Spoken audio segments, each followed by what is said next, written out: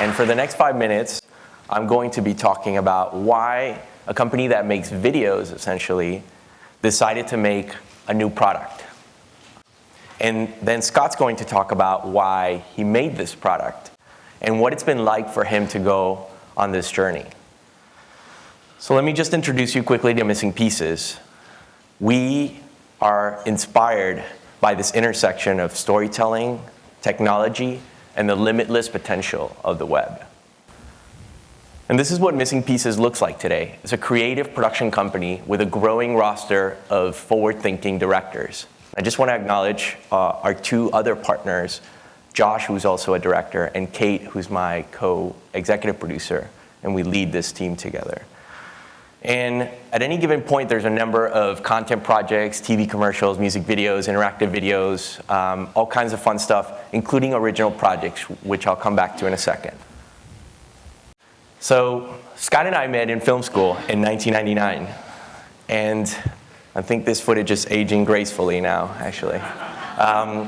And I was really blown away by this, Scott's thesis film, 1011. It was a singular vision beyond what anyone else was doing at the time. And I was really drawn to working with him.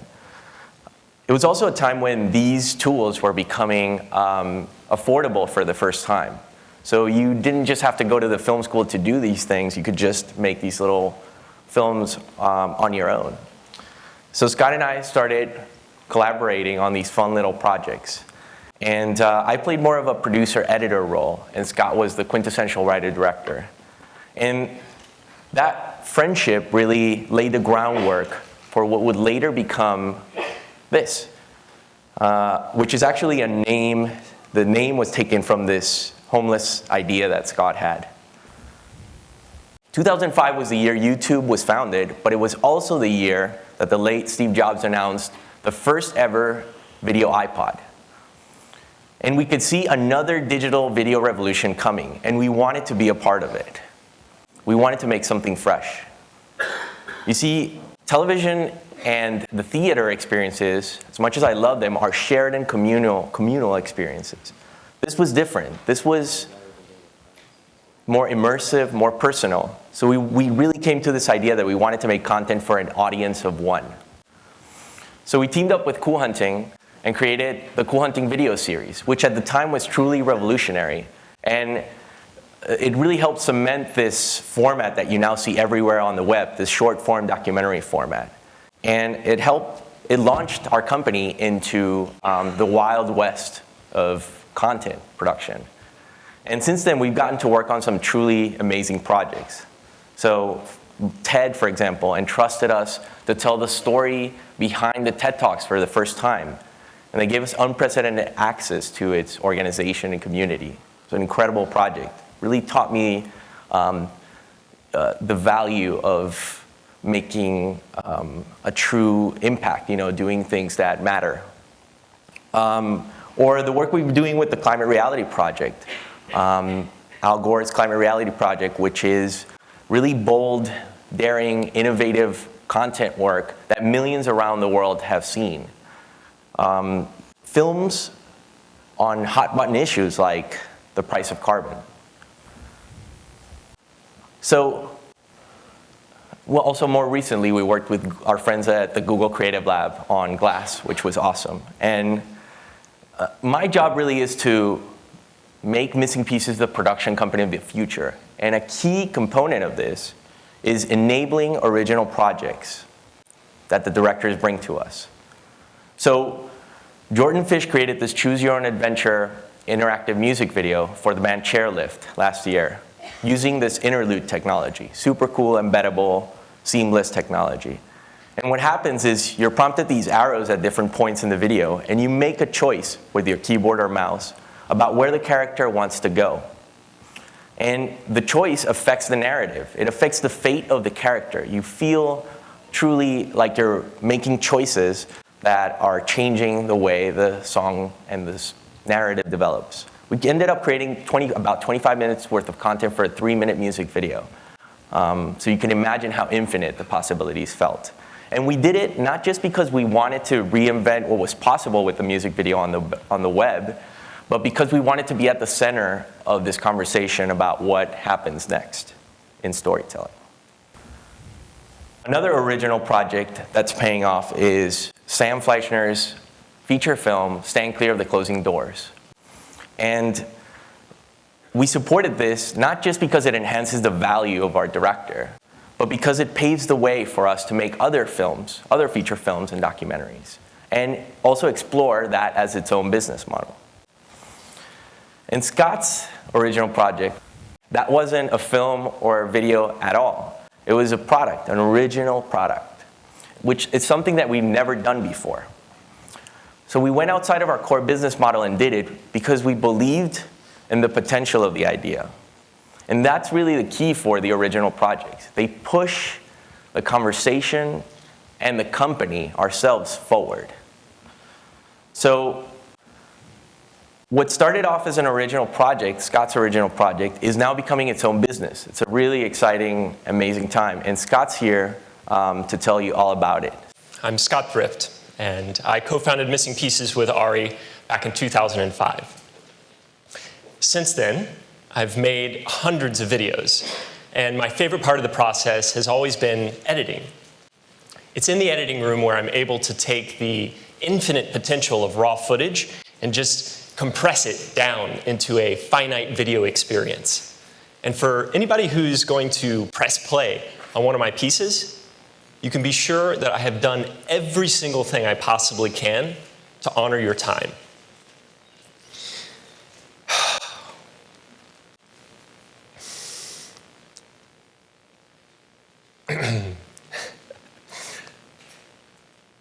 This is that moment where you stop and become grateful for just having the chance to talk about what you're doing and talk about your ideas. We made tons of films together and got to the point where, I believe that media is the product of time. But by 2010, I had been making films for 5 years straight, and it was an unrelenting production process. And it got to the point where I wasn't so sure if I ever wanted to make another video again for the rest of my life. And it just, I felt like I was taking so much time to edit time that whole months would pass by, and I just, it just in a blink of an eye. So I felt like I'm used to being in an editing room, not on a stage. So I felt like there was something wrong. My sense of time was out of balance. And I was in this place where I felt like, maybe I'm not alone here. And in the world outside of the editing room, it actually was this place where, it's pretty common for people to feel like they're running out of time. And that's something that I wanted to change. You know those ideas that you have where they just pop up and at first you're not too sure about them? And over time they start to resonate and make sense? Well, I had one of those. And what happened was that this idea just became simply an idea whose time had come. And that idea was the idea for a new kind of clock. It was an annual clock. And what I mean by an annual clock is that it has one hand that takes 365 days to complete a single revolution. And throughout the year, it marks the solstices and equinoxes really subtly with pure gradients of color. And in the spring of 2011, I just decided, forget it. I'm just going to drop video. I'm going to put it on the shelf for a while, and I'm going to go headfirst into making this idea into a physical reality. So that's what I did. 6 months later, I had figured out how to take a standard movement and hack it so that it moved at annual speed. And I finally, had this actual thing. I had a prototype after 6 months, and there it was. I could hold it. It was true. And I wanted to tell this story, so I did. I returned to video. And as I'm putting the story together about why I made this clock and what it's all about, it was when Kickstarter was starting to become really popular. And so I wondered, would other people be in a place to where they felt the same way about time? So on October 11th, 2011, I launched the Kickstarter campaign for the clock. And the goal was to get $24,000 to make 100 clocks. It seemed reasonable. And 72 hours later, after I posted the video, we hit our goal. And at the end of the month, we had pre-sold 764 annual clocks to 30 different countries. So in a matter of a month's time, my idea for an annual clock, my personal art project, had become a global product. I now was on the hook to make 100 or hundreds of clocks.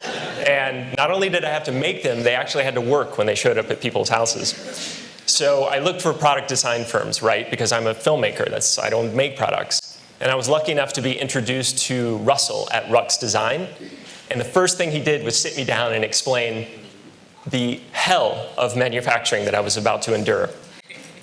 And I was ready for it. I was ready to go into it. And the backers were ready as well. And I decided to create a video series to keep everybody informed. And I promised that I would post an episode of this update on every full moon until they got their clock. And the central challenge right off the bat was definitely the brain of the clock, the annual movement itself. And it was challenging because it didn't exist. It had to be invented. So I found a company in Germany that's been making clocks for over a century, and they jumped at the chance to engineer annual time.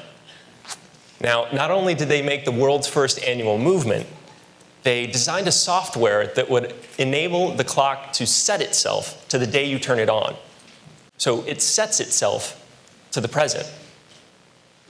Now, I don't know if you're planning on doing something totally revolutionary like this that no one's ever done, but you should be prepared, because the world will try to do everything it possibly can to stop you. This project was no exception. I mean, it was such an onslaught. It was unbelievable. It actually became funny at one point. It was like some cosmic joke. I mean, take for instance the fact that after the entire odyssey of making the annual movements in Germany, we had them shipped over. And US Customs had no idea what an annual movement was. So they sat on it for weeks. Like, they delayed our production because they didn't know what this thing was. They had to create a new number or category. I don't know what they do there. But we finally got a chance to get a hold of the movements. And just this past February, I was sitting down in front of all of the finished elements, including the movement. There was 17 parts in total. And thankfully, except for the movement, of course, every single thing, the steel, the glass, the clock face, was made right here in New York State. It was a big challenge of mine. Everybody said, do not make this in the US. And I was like, I have to. I have to figure out what that's like. Is it really that difficult? And yeah, it's super hard. So I finally was sitting down and I'm looking at all these pieces and I'm thinking, wow, this is incredible. I finally get to assemble these things. The last thing I had to do was just put it together. That was it.